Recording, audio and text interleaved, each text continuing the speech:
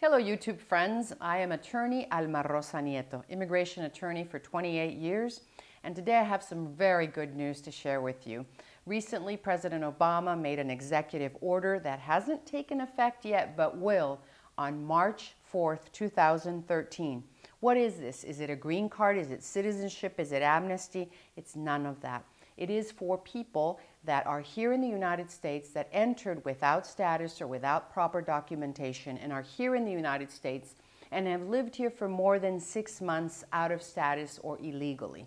They marry a United States citizen and later they want to immigrate. Let me do two scenarios here. One is the law as it is and it was, and the law as it will change as of March 2013.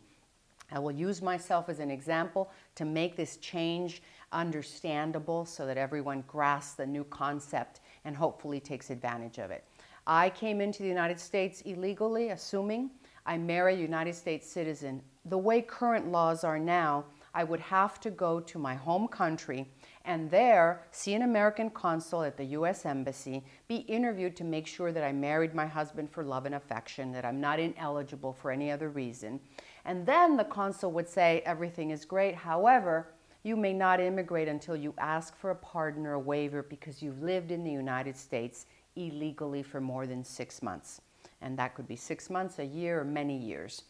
Well, in the past, I would have my waiver packet there and turn it into the consul. The consul then would send it to the immigration authorities, and the immigration authorities would take anywhere between 3 months, if we were lucky, to 6 months up to a year to decide if I was going to be granted that waiver or not. All this time, I'm in my home country, away from my spouse, away from my children, or my parents if they're in the United States legally as well.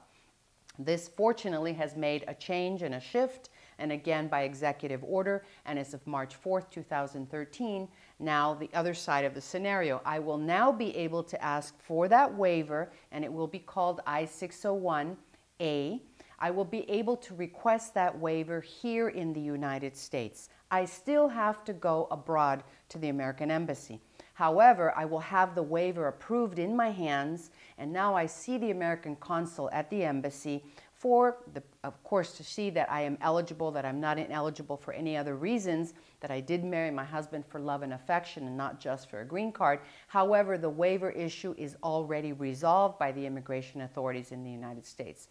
And what does this boil down to? That I will be abroad in my home country for no more than maybe a week for the interview process and can come home and reunite with my United States citizen husband. So the change is dramatic. It is not everything. Of course, we'd prefer people not having to go abroad and risk not being able to come back in. But now the time of separation by the U.S. citizen spouse that's petitioning and the beneficiary is minimal. And the risk is minimal as well because the waiver will be granted here in the United States. And if it's denied, of course, I would, as a lawyer, wouldn't advise my client to go out, but then to desist from continuing from this process. So this is great news. Again, it takes effect in March of 2013. Congratulations to all those that can take advantage of this. However, I do recommend that you get advice. You do get a strategy in place by an immigration attorney before filing this process. A waiver is not something that should be completed by anybody other than an attorney because it is the basis and the foundation for the whole case for the green card. So good luck, get advice, and seek competent immigration counsel, and hopefully you will benefit from this new waiver.